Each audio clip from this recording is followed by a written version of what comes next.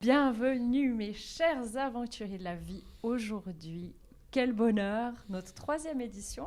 On est ensemble avec Guillaume pour vous présenter notre invité spécial du jour. Bienvenue Stéphano. Je suis bienvenue. content d'être là. Bienvenue. Bienvenue. Aussi, bienvenue. Alors Stéphano, qu'est-ce que toi tu proposes donc comme type d'accompagnement? Qu'est-ce que tu amènes avec toi aujourd'hui? Mais quelle bonne question. Je propose comme accompagnement thérapeutique du décodage des maladies. C'est-à-dire que j'aide la personne qui a envie d'entreprendre ce processus à écouter le message de son corps. C'est-à-dire que le symptôme dans ma pratique ne vient pas par hasard, mais il a un lien précis avec un événement que la personne a vécu ou plusieurs événements qui reviennent et que la personne ne peut pas régler autrement. C'est-à-dire que le corps le prend en charge et moi j'aide la personne à écouter ce que le corps fait, à traduire en quelque sorte le message du corps. C'est pour ça que ça s'appelle du décodage des maladies. Et ça s'applique aux maladies, mais aussi aux comportements, aux addictions, comme la cigarette, l'alcool, le cannabis, ou à des comportements où la personne, elle voit qu'elle réagit de façon automatique, elle n'arrive pas à comprendre pourquoi. Donc moi, je l'aide en l'écoutant à aller au fond de ce qui se joue en fait dans son inconscient. Et finalement, dans toute cette pratique, il s'agit d'aider la personne à connecter à ce qui se joue dans son inconscient, parce que c'est là que les symptômes se mettent en place ou les comportements se mettent en place. Est-ce que tu pourrais nous dire, pour toi, quelle est la définition de la maladie ? La maladie, pour moi, c'est un processus qui est naturel, qui est physiologique et qui a un sens. Donc ce n'est pas comme on le voit, comme j'ai appris moi-même, je suis pharmacien de formation, donc j'ai appris que la maladie c'est quelque chose qui vient par hasard, qu'il faut combattre, qui vient finalement embêter ou mettre en danger la personne. Mais j'ai appris avec ma formation, avec ma pratique, que c'est en fait un fonctionnement physiologique, qu'elle ne vient pas par hasard.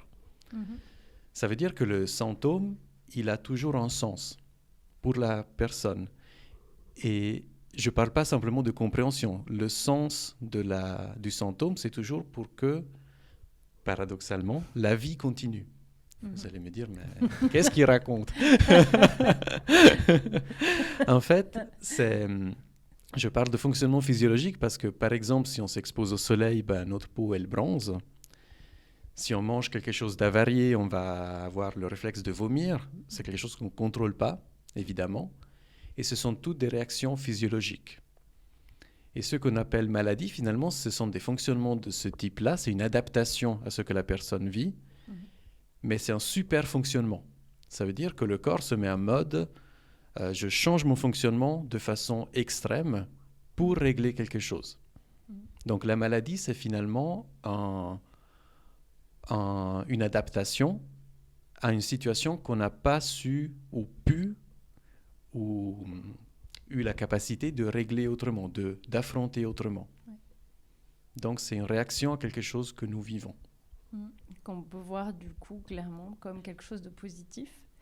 Parce que beaucoup de personnes le voient comme quelque chose d'horrible ou de négatif. Oui, moi le premier. Oui. Moi le premier, quand j'attrape quelque chose, quand mon corps tombe malade, mais j'ai encore cette réaction de dire, mais mince pas dit.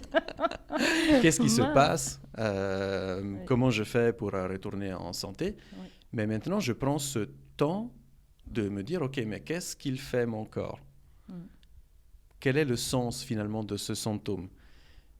De le faire tout seul, c'est assez difficile, mais déjà de se poser la question, déjà de me poser la question, ça me permet de changer justement cette vue, de faire un petit changement de perspective qui passe de « Ah, mais qu'est-ce qui se passe? Je veux que ça change, je veux que ça revienne comme avant, je veux que mon corps fonctionne normalement. » à « Ok, quel est le sens de ce symptôme? » Et là, c'est intéressant parce que ça permet de connecter à moi-même.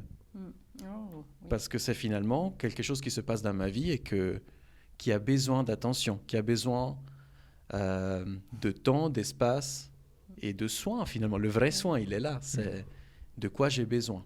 Et finalement, le symptôme, pour moi, c'est une porte, un canal qui permet de connecter à ceux dont on a vraiment besoin, à nos besoins, tout simplement. Qu'est-ce que ça leur amène parce que j'ose imaginer que quand tu accueilles des personnes et qu'elles peuvent mettre les mots ou donner du sens, il se passe quoi à ce moment-là? Ça, c'est une question importante parce que, en fait, il y a des niveaux différents de réaction. Il y a la compréhension mentale. Ah, ok, ma peau fait un eczéma suite à ça. Ok, je comprends. Et ça, c'est déjà quelque chose d'important. Ça y met du sens. Mais il y a un autre niveau qui est impressionnant à voir et que j'ai vécu moi-même, c'est quand le corps, il comprend. Quand ça revient de l'inconscient à la conscience, il y a quelque chose qui lâche. Il y a quelque chose qui fait « Ah !» Et là, il y a, je le sens maintenant, la sensation, c'est quelque chose de très profond. Et en fait, ça veut dire que quelque chose qui était cristallisé se décristallise, se remet en circulation. Comme tu avais dit, se remet en vie. Enfin, c'est ça, exactement. Mouvement. Le mouvement de la vie reprend. Le mouvement de la vie. Et c'est quelque chose de très très fort, de très impressionnant à ressentir, à voir aussi. Parce que ça veut dire que finalement, c'est ça le sens de la maladie. C'est comment on peut remettre la vie en circulation. Et ça, c'est pas moi qui peux le faire, c'est la personne elle-même qui le fait. Mais elle a besoin souvent d'être accompagnée par l'écoute, par aussi une façon de voir les événements qui est finalement une façon de reprendre son pouvoir, sa responsabilité. Parce que souvent, moi le premier, quand j'ai vu quelque chose, mais c'est la faute d'eux, ou l'autre m'a fait, et là on est dans un certain espace, mais finalement de revenir à, ok, qu'est-ce que je vis, comment je l'ai vécu moi, qu'est-ce que je ressens, là on va dans la guérison, là on va dans notre pouvoir, on va dans la vie qui circule justement. Ouais, j'ai plein de questions qui me viennent comme ça, mais peut-être est-ce que si on peut revenir un tout petit peu en arrière, et puis que tu nous parles justement maintenant de ton parcours, comment tu es arrivé à proposer justement ces soins-là? Alors ça s'est fait de façon un peu surprenante. En fait, je n'ai jamais pensé que notre corps pouvait réagir à nos émotions finalement, à nos ressentis. Et j'ai été confronté à ça quand j'allais chez une dame qui fait des massages ayurvédiques.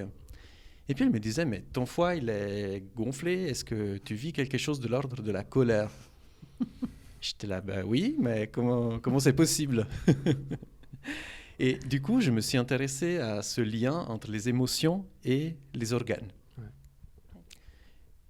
Mais ça a été assez vague dans le sens je ne savais pas par où commencer à me renseigner, où trouver de l'information. Et puis j'ai un ami qui m'a dit, mais regarde, il y a une formation qui existe. Je me suis inscrit, est-ce que ça t'intéresse? Et finalement, il l'a annulé, il m'a laissé sa place. Et ce qui est génial, c'est que c'était une formation où elle existe encore, on peut faire un week-end d'essai, 2 jours pour entrer dans le sujet et voir si ça a du sens pour nous. J'ai jamais vu ça. Et du coup, j'ai fait ça, puis j'ai reçu, moi, un décodage. Enfin, j'ai vécu un décodage. Je vais parler des détails parce que c'est ça qui est intéressant, en fait, de ce que j'ai vécu. J'avais une petite infection en doigt.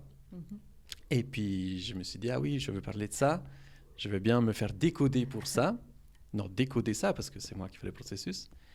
Et puis, du coup, là, ma formatrice me dit, OK, est-ce que ça te parle? Poum. Et c'était en plein dans le sujet, un sujet qui était très présent et puis que je ne savais pas comment affronter. Puis je me suis dit, mais c'est un tout petit truc, ça va être rien. Et en fait, ça m'a ramené à ce que je vivais à ce moment-là et qui était très important pour moi. Et ça m'a fait cette sensation dans le corps de pouf, OK. Et ça m'a reconnecté justement à ce qui était important pour moi à ce moment-là. Et du coup, j'ai suivi cette formation qui a duré 2 ans. Et puis, du coup, ça a été déjà un soin pour moi d'apprendre à connecter à certaines émotions, à certains ressentis, à certains fonctionnements aussi. Et du coup, ça m'a appris à le faire pour les autres, à soutenir les autres pour le faire, en fait. C'est différent. Ouais. 2 ans, hein, c'est pas rien. C'est pas rien. 2 ans, oui, tout à fait. Avec de la théorie, de la pratique surtout, et de la pratique confrontante, parce que c'est ça que j'ai envie de dire aussi, c'est que ça demande l'envie d'aller là-dedans, de faire un décodage, parce qu'on n'est pas forcément prêt à aller connecter à ce qu'on vit, à ce qu'on ressent profondément. Si c'est le corps qui le prend en charge, c'est quelque chose qu'on ne voit pas consciemment ou pas complètement. Donc ça demande l'envie d'y aller, de suivre ce processus. Et on ne peut pas l'imposer à quelqu'un. Si on l'impose à quelqu'un, je ne sais pas, tu as un eczéma, un eczéma, ça veut dire que là, on fait des dégâts. Là, on fait une forme de violence. Parce qu'on vient amener à quelqu'un quelque chose qu'il n'a pas demandé et qui ne va pas forcément lui être utile. Donc, ça m'a amené aussi cette sensibilité, en fait. Oui, très fin dans la façon d'amener... Ça doit répondre à une demande, c'est ça. Pour la petite histoire, quand même, comme c'est un sujet en fait qui parle à tout le monde et qui touche tout le monde, que les douleurs chroniques ou les maladies ou peu importe. Moi, je t'ai rencontré comme ça, Stefano. Oui. J'ai vraiment contacté Stefano parce que j'avais très mal à l'épaule et puis pour moi, ça me paraissait logique que subir une opération, c'est une chose, puis savoir pourquoi tu dois aller te faire opérer, c'en est une autre. Et j'avoue que j'ai été vraiment bluffée. C'était incroyable. Ça a mis les mots sur des comportements, effectivement sur qu'est-ce qui se reflète là-dedans, mais de manière très positive. Et c'est vrai que tu as une bienveillance, une subtilité où tu sais déjà, mais tu dis pas, mais tu amènes la personne. Voilà, je pense que ça peut être utile à qui nous écoute et qui a envie de rencontrer Stefano pour qu'il mette les mots, qu'il vous guide en tout cas vers quelque chose de plus profond. J'ai bien aimé quand tu as dit je me connecte à mon être. Je me connecte à mon être. Je me reconnecte à moi, en fait, je reviens vers moi. C'est très intéressant ce que tu dis. J'entends le mot douceur, j'entends le mot sensibilité. Tu ne l'as pas dit, mais il est là. Et ce qui est très important, c'est qu'en fait, je ne sais pas à l'avance ce que la personne va amener. Et c'est un peu la différence avec la médecine classique, où on dit, voilà, vous êtes une épaule blessée, on va vous opérer, vous êtes un eczéma, vous êtes un diabète. Voilà. Ah, voilà, il y a l'organe malade. Ne m'embêtez pas. et j'ai fonctionné comme ça aussi en tant que pharmacien, finalement, je le vois clairement. Mais ce qui est important, c'est d'écouter la personne, parce qu'il y a une personne, justement. Et puis, ce que j'ai appris avec ma formation, c'est dans quelle tonalité ça va chercher une certaine maladie. Chaque tissu a son sens, chaque maladie a son sens. Mais ce que la personne a vécu ou vit précisément, je ne le sais pas, évidemment. Et c'est indispensable d'écouter la personne, d'écouter ce qui est dit et ce qui n'est pas dit. Surtout ce qui n'est pas dit. Surtout, oui, et qui est montré par le visage, par des émotions qui viennent. Et finalement, ce que je propose, c'est un espace pour reconnecter à ces émotions, à ces ressentis qui s'expriment par la maladie, justement. Et ça passe par la mise en confiance, ça passe par le respect du rythme de la personne, et puis par l'écoute.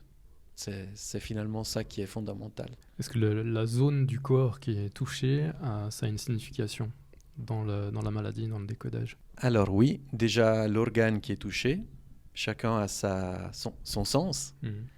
Et puis, si je vais plus dans les détails, par exemple, si c'est la peau qui est touchée, c'est important si c'est une main et laquelle, si c'est un doigt et lequel.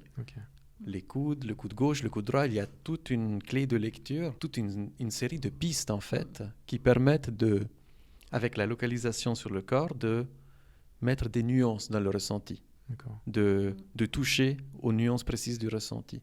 Par exemple, quand c'est un coude qui est touché, souvent dans ma pratique, c'est quelque chose qui est lié au travail. Donc ça permet déjà de cibler un peu le champ d'exploration. Si c'est les pieds, c'est probablement un contact, c'est là où on touche la terre-mère, donc c'est en contact avec la maman ou le féminin en général. La tête va chercher vers le ciel, vers le Père. Donc, ce sont toutes des pistes, ce ne sont pas des vérités ou des certitudes, mais ça permet de rajouter des tonalités précises, en fait. Mais ça ne dispense pas d'écouter la personne et de vérifier. Bien sûr. Et puis, par contre, si c'est quelqu'un qui a quelque chose à la tête et me dit « Ah, voilà, je ne vois plus mon Père », OK, là, il y a probablement quelque chose où se concentrer. Ouais, c'est intéressant de se rendre compte à quel point notre inconscient il est puissant et il est extraordinaire pour venir juste montrer où est dans une zone précise, enfin aussi précis qu'un doigt, ou même ta petite, ce que tu nous parlais, petite infection. Petite infection. Oui. Enfin, C'est hyper précis, quoi. Ouais, Oui. c'est hyper fin, c'est hyper précis. Oui. Ouais. Et qu'est-ce qui fait justement qu'on développe un eczéma à la main? Certains doigts sont touchés souvent, ou que ce soit un psoriasis au coude, mais pas au genou. Ouais. Alors que d'autres personnes le développent à d'autres endroits. Et je trouve que c'est magnifique, effectivement, de se rendre compte que l'endroit où la maladie apparaît a un sens. Et en fait, ce qui est essentiel, c'est de comprendre, c'est pas une vérité, mais pour moi, c'est essentiel de réaliser que finalement, la maladie, c'est déjà une réparation. Parce que finalement, c'est pas juste j'ai un eczéma, qu'est-ce que c'est comme message, mais qu'est-ce qu'il vient réparer? Qu'est-ce qu'il vient faire? Quel est le sens biologique de cet eczéma? Et c'est là qu'on trouve vraiment des pistes de guérison, justement. Par exemple, mais même des accidents, je me casse un fémur, ok, ça ne vient pas par hasard non plus. Et souvent, c'est quelqu'un qui vit quelque chose qui touche aux os, ça nous parle de dévalorisation. Qu'est-ce qu'elle vit, la personne, en ce moment-là, qui finalement est réglé par une fracture. Je le sais, c'est très bizarre d'entendre ça, mais qu'est-ce que ça permet de se casser une jambe? Des fois, ça évite d'aller travailler. Ça évite d'aller à l'école. Donc, ça peut être paradoxalement une solution à quelque chose. Solution, bien sûr, tragique, mais quand même la seule qui a été possible. Et du coup, quand les personnes viennent te voir et qu'il y a les mots qui sont donnés, il y a une prise de conscience, il y a ce fameux la pièce qui tombe. La pièce qui tombe, oui. Et cette sensation. Genre, comment il sait? Genre, waouh. Oui. Est-ce que par la suite, il y a quelque chose de particulier à faire? Est-ce qu'il y a, tu proposes des tâches thérapeutiques ou quelque chose de particulier? J'ai envie de préciser que le mot, c'est pas moi qui le donne. Non, oui, c'est la personne qui va qui va connecter. Ouais. Et puis du coup, c'est ça qui est important parce que ça veut dire que c'est la personne qui fait son processus thérapeutique. Et c'est là que ça permet cette connexion, ce schlung. Et puis après, effectivement, une fois que ce qui se joue dans la maladie a été nommé, a été mis en lumière, ramené à la conscience, ben là, je propose des exercices, des processus en fait symboliques où, je ne sais pas si vous connaissez Jodorowsky qui fait de la psychomagie. Lui, il fait des rituels assez impressionnants pour parler à l'inconscient. Et puis, ce que je propose sont des exercices un peu de cet ordre-là, qui en fait parlent à l'inconscient, où la personne décide elle-même si elle y va ou pas. Ok, là, je sais pas, j'ai un poids, je porte un poids, par exemple. Ben là, elle va prendre un récipient avec un poids dedans, quelque chose de lourd, et puis c'est elle qui va décider ce qu'elle en fait. C'est un exemple, hein. Mais ça veut dire qu'avec du symbole, la personne va parler à son inconscient. Ok, je porte un poids, ben je choisis de le déposer. Et c'est impressionnant parce que c'est là qu'il y a des changements qui se font. Parce que déjà de comprendre, de nommer, c'est thérapeutique, mais d'ancrer dans l'inconscient un choix, un comportement différent, c'est là que la façon de vivre change en fait. Et l'idée, c'est d'aller toujours dans la liberté personnelle, dans le choix et dans le lien. Parce qu'on peut se dire, j'ai un exemple qui me vient, voilà, je vis quelque chose de difficile avec un de mes parents, je décide de tout couper. on pourrait se dire, mais c'est bien de couper tout lien, c'est bien de punir l'autre personne, mais vous sentez bien, c'est pas thérapeutique. Finalement, l'idée, c'est d'aller dans la liberté, dans le choix, dans le lien. C'est un choix que la personne peut faire ou pas. Oui, ça les rend responsables, effectivement, de choisir, pourquoi pas, de garder une maladie ou une douleur parce qu'elle a une utilité qui est tellement importante que finalement, c'est mieux de la garder. Ça peut arriver. Oui, des fois, c'est très important en début de séance de demander quel est votre objectif. Parce que des fois, ce n'est pas que la maladie parte, c'est de comprendre. Ouais. Ou j'ai des personnes qui m'ont dit, mais moi, je ne veux surtout pas aller dans les émotions. Et ils avaient besoin de poser juste un mot. Et c'est venu vraiment à la fin de la séance, on se serrait la main au revoir, puis mais en fait, paf. Et c'était juste comme ça, parce que c'est ce que la personne cherchait. Donc chacun a son but différent, et ce n'est pas forcément de guérir. Ce n'est pas forcément que la maladie parte. Parce que, comme tu dis, elle peut avoir encore une utilité. Et puis chacun a son rythme aussi, parce que peut-être que juste le mot, ça lui suffisait là, puis qu'il fallait qu'elle fasse le travail pour revenir après, peut-être pour la suite, ou pas. Mais... Oui, ou ça lui permet de partir, elle, dans son processus. Voilà, c'est ça. Comme tu dis, le rythme, il est très, très important, et c'est que la personne qui peut le sentir. Ça ne peut pas être imposé. Mais c'est intéressant parce qu'on pourrait se dire, oui, quand on est malade, on a sûrement envie de guérir au plus vite. Mais ce n'est pas forcément le cas. Il y a quelque chose à respecter là-dedans. Ouais. Par rapport aux maladies chroniques, comment toi tu perçois la différence entre les maladies normales, on va dire, et les maladies chroniques? Donc la différence est bien sûr que soit c'est aigu, ça vient une fois et ça part, soit ça s'installe. Donc, mais ce n'est pas ça ta question. C'est quelle est la différence au niveau du processus interne. C'est ça. Ouais. Donc une maladie aiguë, comme une rage de dents, c'est quelque chose qui nous part d'un événement isolé qui travaille, que le corps travaille. Ça ne veut pas dire que ça ne peut pas revenir dans le futur, mais c'est quelque chose de ponctuel. Oui.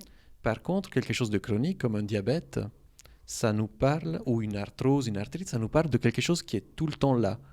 Et souvent, ce sont des situations où il y a une phase de stress, ça se calme, et là, ça flambe. Une phase de stress, de nouveau, et ça se calme, et là, ça flambe de nouveau. Ou quelque chose un stress permanent. Donc, la différence, elle est là. C'est, est-ce que je vis quelque chose qui s'est résolu et qui était ponctuel, là, c'est une maladie aiguë, ou un accident, peut-être. Ou est-ce que je vis quelque chose qui revient sans arrêt, une situation qui ne change pas, et là, c'est quelque chose de chronique qui s'installe. On dit parfois que quand les choses reviennent, c'est qu'il y a quelque chose qu'on n'a pas compris. Est-ce qu'on est dans ce domaine-là ou c'est autre chose? Je pense que c'est important de ne pas voir ce processus comme quelque chose de propédeutique où on doit comprendre quelque chose. Et finalement, si on ne le comprend pas, c'est qu'on a fait quelque chose de faux ou qu'on a une responsabilité.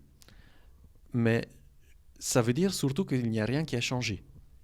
Donc, qu'il y a un fonctionnement, parce que toujours, c'est notre fonctionnement qui est en jeu. C'est pas, au fond, ce n'est pas ce qu'on vit, c'est comment on le vit. C'est comment on le vit, comment c'est ça, on réagit. C'est ça qui se traduit par une maladie ou des symptômes.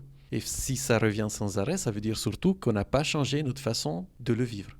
De changer cette réaction, c'est ça qui permettrait de déverrouiller la maladie, en fait. De changer de ce fonctionnement, en fait. Ce qu'on entend, finalement, c'est que c'est pas évident. Enfin, il y a beaucoup de personnes qui en ont même pas conscience de tel processus. Faut que vous regardiez tous cette interview. Parce que y a beaucoup de personnes qui ont des souffrances, des maladies, des douleurs, mais qui ne se rendent pas compte qu'il y a un comportement, quelque chose qui correspond pas et qui se reflète dans le corps. C'est ça, qui correspond pas. Mais ça veut dire que c'est une façon de vivre certaines situations qui ne correspond pas à ce qui est vraiment juste pour la personne. Et souvent, ça vient chercher dans des schémas familiaux, dans des événements qu'on a déjà vécus dans le passé, on n'a pas su comment réagir. Du coup, ça reste un thème sensible. Et finalement, ce sont des situations où on vit quelque chose qui ne nous correspond pas. Et finalement, c'est le corps qui le prend en charge, qui cherche une solution. Et c'est souvent un conflit entre ce qui est juste pour la personne et ce qui ce qu'elle croit être juste. Oui. C'est là les véritables conflits qui sont dans l'inconscient, justement. Oui. Et que le corps met en matière avec une modification de son fonctionnement.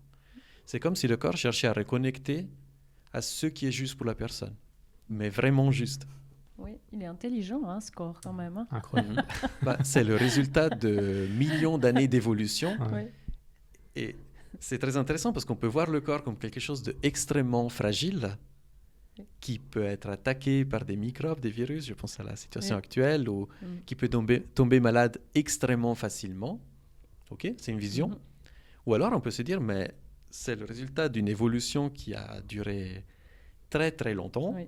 Et on est là parce que nos ancêtres ont pu survivre, voire vivre. Oui. Et finalement, il a une intelligence qui est le résultat de tout ça. Oui. Et c'est ça qui est intéressant comme point de vue. Ça permet aussi de lui faire confiance, en quelque sorte.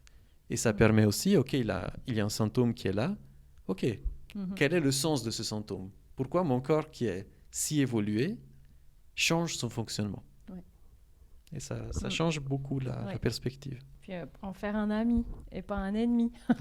Oui. Hein, Et c'est intéressant parce qu'on se dit souvent, mais j'ai un corps, mais finalement, je suis un corps aussi. Et c'est une partie de nous qui est vraiment connectée à notre tête, notre conscient, notre inconscient. Et puis finalement, c'est ça, c'est vraiment un allié. Oui, c'est un allié. Ouais, on a tendance à l'oublier. Oui. L'oublier complètement, pas seulement que c'est un allié, mais à l'oublier complètement. Oui, et c'est finalement aussi comme ce qui est valorisé, c'est d'être dans la tête, dans la réflexion, dans l'intelligence. En tout cas, pour moi, ça a été comme ça. Et puis finalement, le corps, il a aussi son intelligence, il a aussi un rôle essentiel, clairement. Et c'est pas qu'un véhicule. Et finalement, comme on sait de connecter à son corps, OK, qu'est-ce qui change? Une douleur, OK, une douleur. Finalement, la douleur, c'est un signal, on le sait très bien. mais un message de quoi? Quel est son message vraiment? Et c'est ça qu'il est intéressant de voir, en fait, d'explorer. Tout part des émotions, j'ai l'impression. Tu me corriges si je dis des bêtises, mais c'est les émotions. Donc, quand tu as un besoin qui n'est pas respecté, quelque part, il y a un truc qui se tord un petit peu à l'intérieur. Des fois, on le ressent juste dans le ventre, comme ça. Si c'est des choses qui sont vraiment aiguës, répétitives, c'est des choses qui peuvent s'ancrer plus profondément, du coup, dans le corps. Est-ce que toi, tu aurais un conseil pour les gens de dire, quand il y a une émotion vraiment qui est difficile, comment est-ce qu'on peut l'appréhender, en fin de compte, pour éviter qu'à terme, ça devienne une maladie? Finalement, la vraie prévention des maladies, elle est là. Tu as parfaitement raison. C'est plutôt que refouler ce qui nous traverse, c'est comment y connecter. Et finalement, la question est qu'est-ce qu'on en fait? Oui, et puis finalement, c'est intéressant ce que tu dis. Tu parles d'émotions puis de besoins. Et finalement, c'est intéressant de voir le processus. C'est qu'il y a un événement qui en soi est neutre. Et puis, chacun de nous, à travers son système de croyances, ses filtres à travers lesquels il voit le monde, il va le lire différemment, il va le ressentir. Il y a un ressenti qui va venir là. Et c'est ça qui déclenche une émotion, qui est liée à un besoin qui n'est pas nourri, et ainsi de suite. Donc finalement, ce que j'ai envie de donner comme piste, c'est que il y a une émotion qui vient, je l'écoute. Quel est son message? Pourquoi je suis en colère? Qu'est-ce qui devrait être différent? Pourquoi j'ai peur? Quel est le danger que je perçois? Donc tu t'asseyes avec, c'est ça que tu veux dire, il y a cette émotion, donc tu t'asseyes avec et tu écoutes. Oui, il n'y a pas besoin de faire quelque chose, ça c'est très important, c'est OK, qu'est-ce qui est là? Quelle émotion est là? Où est-ce que je la ressens? Et puis finalement, ça c'est très important, c'est très intéressant, quelle pensée, quelle croyance a déclenché cette émotion? Et là, on touche à la source de ce qui a besoin d'être vraiment accueilli, sans le juger. Facile à dire. Mais voilà, c'est finalement une hygiène émotionnelle, une hygiène... c'est la vraie hygiène. C'est qu'est-ce que je vis, qu'est-ce que je traverse, qu'est-ce que je ressens, qu'est-ce qui est juste pour moi, ou est-ce qu'il y a un conflit chez moi entre ce qui est juste pour moi et ce que je crois être juste. Mais vous voyez, ça va toucher à des choses qui sont très profondes, qui sont... finalement difficile à voir. C'est très facile à dire aux autres. Mais moi, le premier, quand je le vis, Ah, j'ai pas envie. Ah, mince. Et puis, mais c'est ça, juste prendre le temps de connecter, de ressentir, et puis de refaire un peu le processus. Ok, je suis en colère. Qu'est-ce qui m'a mis en colère? Ah, et là, c'est... Et ça ne veut pas dire qu'on ne tombe plus jamais malade. Mince alors. Non. mais les symptômes sont plus gérables. Et surtout, il n'y a pas cette réaction qui dit « Mince, déjà que je vis un truc difficile et en plus, je tombe malade. Oui. » Donc, c'est encore plus lourd, non? C'est ça, l'idée, c'est plutôt d'alléger, d'y mettre de la légèreté, plutôt que de se compliquer la vie Parce qu'en plus, on se culpabilise, mais je suis malade, que ça soit « Ah mince, en plus, je ne fonctionne pas bien », ou même si on se dit c'est lié à une émotion, à quelque chose que je n'ai pas digéré. « Ah, mais en plus, je n'ai même pas digéré ça. » Donc, l'idée, c'est vraiment pas de se culpabiliser, mais c'est de connecter à cette hygiène émotionnelle qui permet de connecter à ces émotions, de les laisser nous traverser. Et puis finalement, c'est là la vie, justement. La vie, elle est là. Ouais. Qu'est-ce que je vis, qu'est-ce que je ressens et en quoi c'est difficile pour moi. Oui, c'est quand même là une voie de responsabilisation. Hein. Oui, et surtout de retrouver son pouvoir, retrouver sa puissance même. Oui. Parce que finalement, c'est un peu comment fonctionne la santé aujourd'hui. J'ai envie de le dire, c'est qu'on se tourne vers quelqu'un qui sait. Ça peut être un médecin, ça peut être... Et c'est nécessaire quand on a des symptômes qui sont forts. Il faut évidemment voir un médecin, il faut se soigner. Oui. Mais on a tendance souvent à déléguer notre responsabilité. Oui. Quel complément alimentaire je vais prendre? Quel spécialiste peut me sortir de là? Mais finalement, c'est un travail qu'on peut faire, qu'on peut amorcer nous-mêmes. Qu'est-ce que je vis? Qu'est-ce que je ressens? Et c'est là qu'on reprend sa puissance, justement, qu'on y reconnecte. Et ça, encore une fois, ça ne veut pas dire qu'on n'a plus besoin de personne, mais ça positionne aussi par rapport aux soins différemment. Je suis pharmacien, donc je vends des médicaments, je propose des médicaments. Et ça ne veut pas dire, ma pratique de décodage, que les médicaments sont inutiles. Mais on peut les utiliser avec discernement. Ok, je suis malade, je prends quelque chose pour me soulager. Et en même temps, ok, qu'est-ce que je vis? C'est un équilibre qui est important, justement. C'est l'équilibre entre s'écouter et puis même se dire, mais là, j'arrive pas. Là, j'ai un blocage. Là, je vois que je peux pas connecter à ce que je vis, ou ça revient sans arrêt. Là, je demande de l'aide. Là, je demande du soutien. Que ce soit chez le médecin, que ce soit un décodage, que ce soit un massage. Et que ce soit de l'hypnose, bien sûr. Et c'est là... Du coaching. Mais c'est ça, c'est aussi apprendre à connecter à ses limites.